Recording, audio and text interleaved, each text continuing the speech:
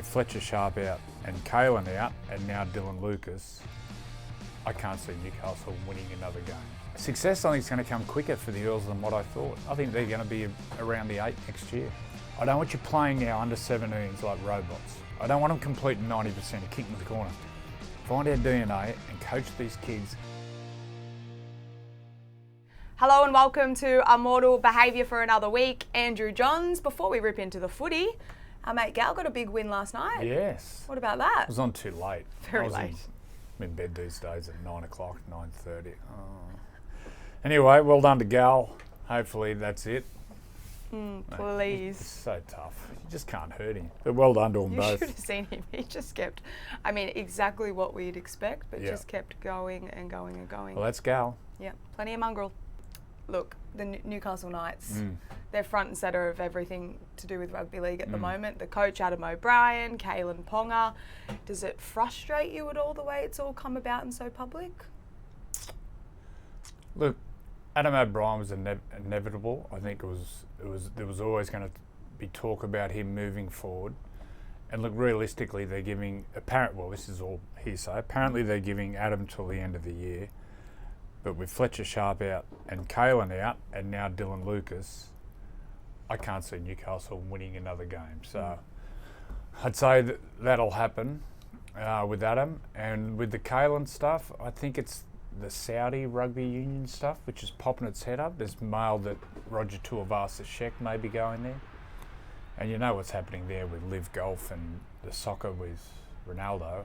And they might be getting 3 or 4 million. Yeah, it's a different world, that's for sure. Kalen's ambitious. He probably obviously wants to win a premiership, and look, won't happen in Newcastle. So whether that carrot of playing for the All Blacks or to go over there and get a couple of mil, can't blame him.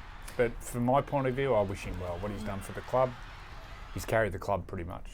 Oh. He's got him to semis. Without him, there's no way Newcastle would have played semis.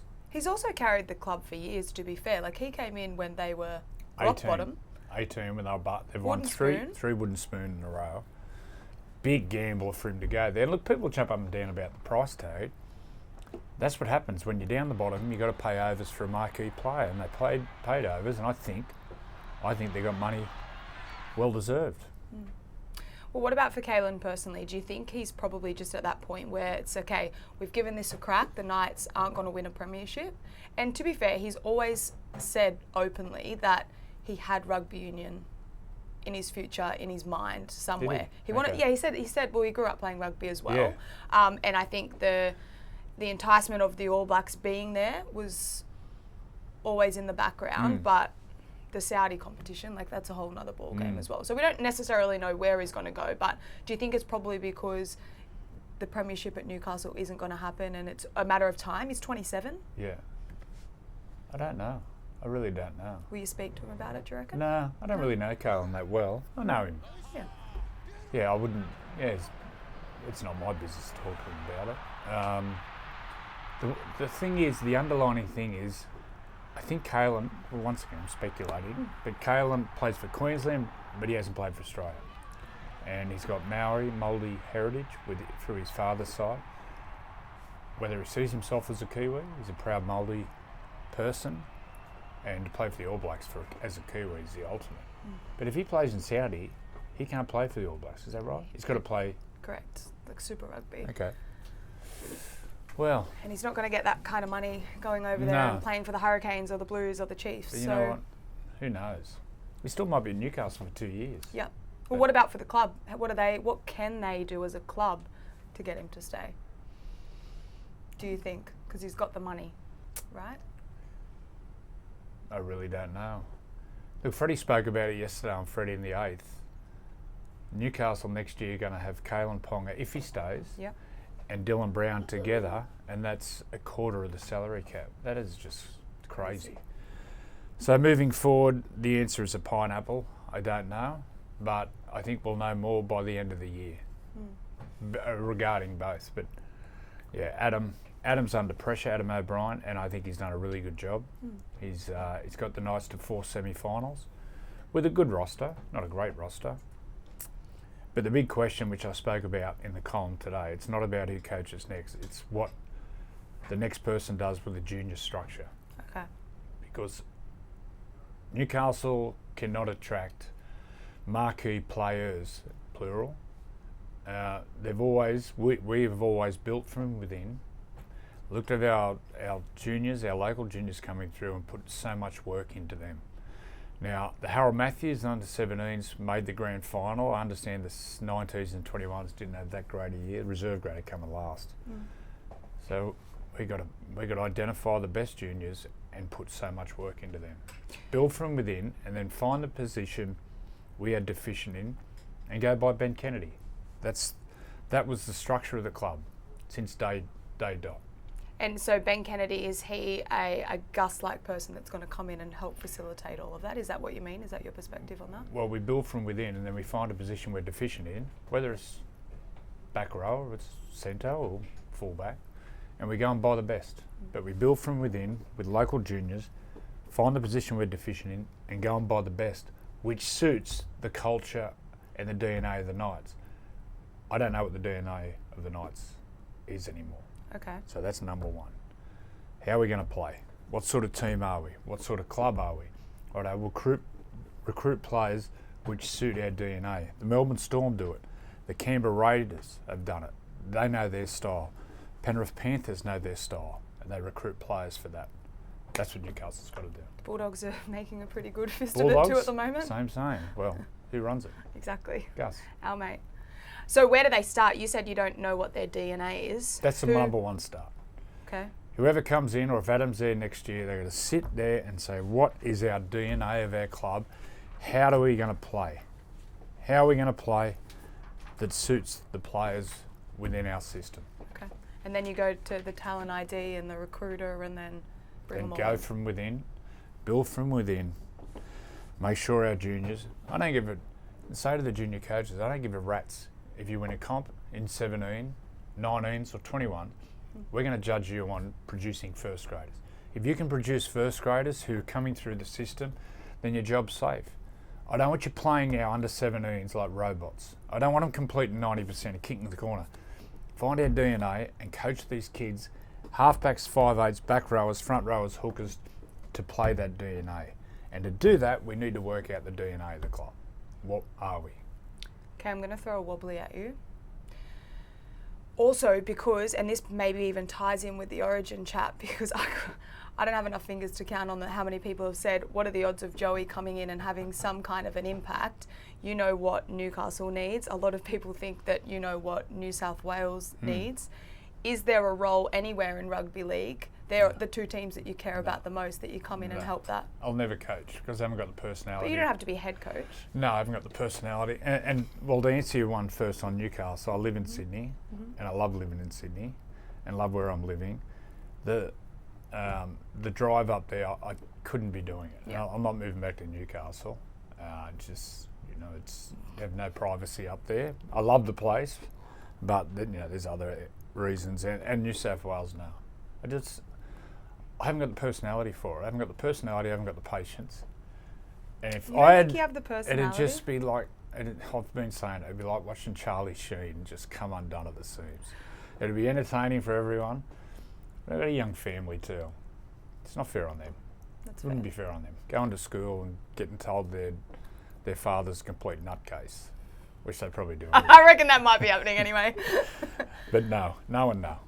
It's just a hard pill to swallow because we all see how much you love it. Even, that glimpse that they put on socials, and for me, there's so many people spoke about it, but it's like, that's just Joey at Origin. Like, that's how he is. He's pacing the hallways, he's fired up, he's nervous because you care so much. I care so much. It's the care, then you've got the brain, but I understand. I can accept the family part. I care more for Newcastle. Okay. I care more for Newcastle. I'm getting emotionally because it just means so much to me.